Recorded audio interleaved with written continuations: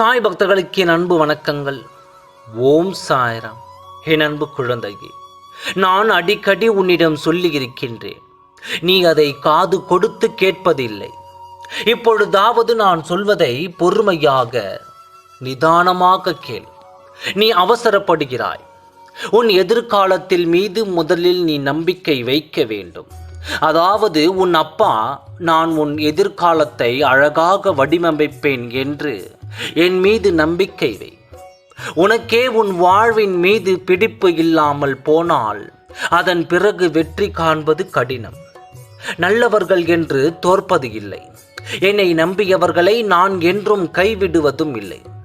கஷ்டத்தை சகிக்க பழக வேண்டும்.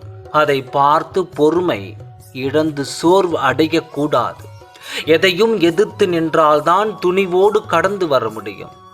கர்ம வினைகளின்படி விதியே சதி செய்தாலும், உலகமே உன்னை எதிர்த்தாலும் அமைதியாக இரு, நம்பிக்கையோடு இரு.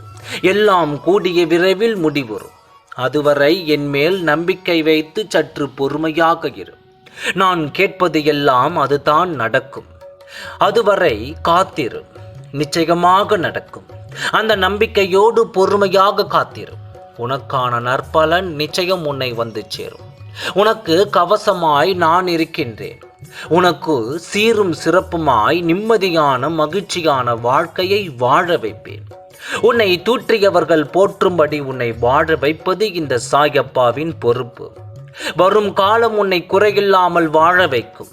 அந்த காலம் உன்னை தானாக தேடி வரும்.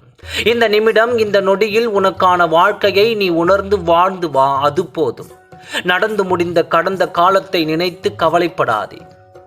எதிர்காலத்தை நினைத்து பயப்படவும் செய்யாதே. அனைத்தும் என்னால் வடிவமைக்கப்பட்டது. அதிலிருந்து உன்னை காப்பாற்ற வேண்டியது உன் சாயப்பாவின் கடமை.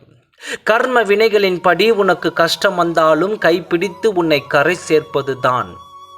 நான் இருக்கும் பொழுது நீ எதற்காகவும் கவலைப்படாதே. என்னை நம்பு. எப்பொழுதும் உனக்கு துணையாக நான் இருக்கின்றேன். கூடிய விரைவில் நீ நினைத்ததை, ஆசைப்பட்டதை எல்லாம் நடத்தி கொடுத்து, ஆசைப்பட்டதை கொடுத்து உன்னை ஆனந்தத்தில் மூழ்க வைக்கப் போகிறேன். யாம் இருக்க பயமே. ஓம் சாய்ராம். நன்றி, வணக்கம்.